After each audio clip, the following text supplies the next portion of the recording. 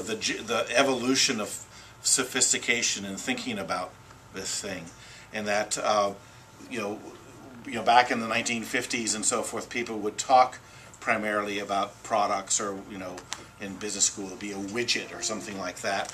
And but in the 60s and 70s, IBM, which was one of the classic companies that made computers, no longer actually sold or emphasized the fact that they were really selling computers. They were focusing that they were selling service, how to benefit from a computer, and they might sell other things as well, or they might outsource the actual making of the thing, that's a controversial item too.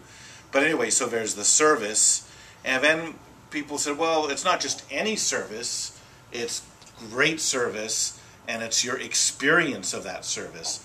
And here, we come to Hawaii and Maui, and this is something that we sort of know about here, because we're not just selling people a room to sleep in and a place to go for a swim, right?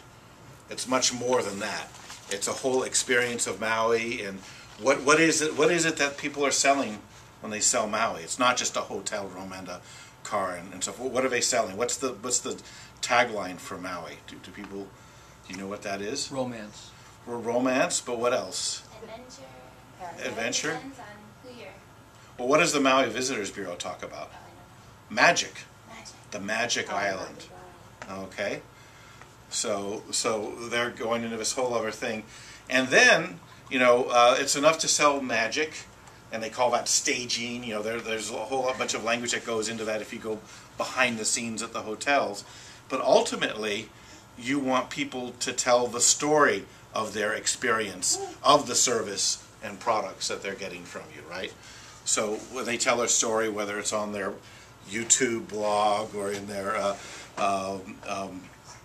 in their postcards that they send back home, or when they're coming back with their omiyage or whatever it is to give to their family, that's part of their story that they're telling, and the photographs and that do a lot of that work. So when you're thinking about what you're doing, you should be thinking about what is the story of what you're doing. What is the experience you're providing, and so forth. So I encourage you to think on that level. The second P is about people, and the most obvious people that are going to be part of your marketing strategy are your customers, or your clients, or your patients, or however you want to think about that. But it's also, I don't have this in the slide here, but nowadays when the more appropriate thing is to be a triple bottom line type company, is to think about all of your stakeholders. So it includes the employees in the company.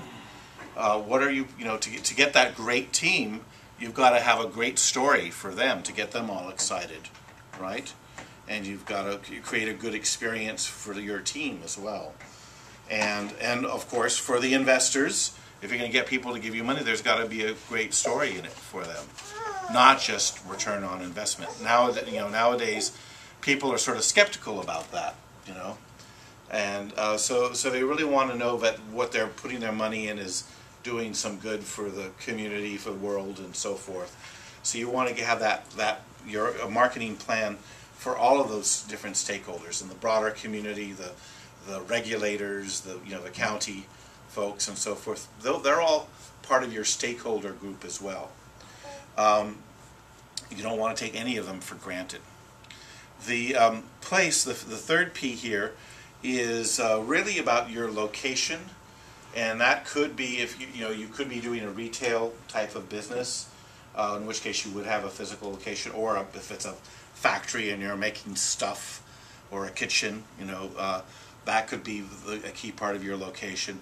But it might also be, the opposite end of that is you might be delivering things over the internet, and it could be to people all over the world, or maybe you're focusing on delivering stuff to, Mongolia or whatever, so nowadays, because of the internet, it creates a whole realm of possibility as far as distribution and place and so forth. So, and then the fourth P is price. What are you charging for what you are offering? And you want to at least cover your costs, okay? You have to be, and we can talk more in depth about this, and then also see what your competitors are doing. You probably don't want to be way over what a competitor does, but at the same time, most small businesses, most startup businesses, it's smarter for you to be on the higher end of a price and be able to customize what you're providing than it is to be the low-cost provider. You know, the low-cost provider is what Walmart does, what McDonald's does, and so forth. And you're not going to be able to compete with them unless you really have figured out how to not have all the overhead and other kinds of expenses that they have. You know, and that's possible. That is a possible way to do that. The last P, or promotion, is what most people normally think of when they think of marketing. And hopefully, in this little presentation just now, we will have dispelled the idea that marketing is just about promotion. It's a lot more about positioning and researching and figuring out what it is you're doing, who are you doing it for, how are you getting it to them, what's the pricing, and then you think about how you can let them understand all this and then convince them that they need to come in and buy or click the button and buy or whatever it is. And in promotion, there's the overall topic, because of the convenience of the P's. We start off with the word promotion, but so it's more of a verb here.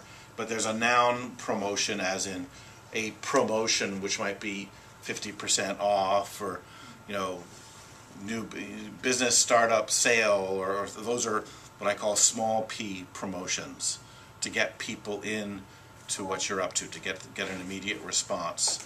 So distinguishing between that and the broader concept of the verb to promote your business. For small businesses, the most important kind of promotion is what they call public relations. That is a P. So, and that's getting the word out about your business. Hopefully, getting news articles.